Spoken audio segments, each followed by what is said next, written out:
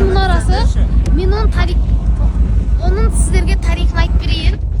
Бір күні бұрында бір тоқтап түсіне өзінің қызын өлгенін көреді да, және ол өз қызын қорғау үшін тегі ғимарат соққан екен. Және ол енді ол азық түлік жеу керек қой, тамақ жеу керек. Тамақпен кемемен салып жерген кезде,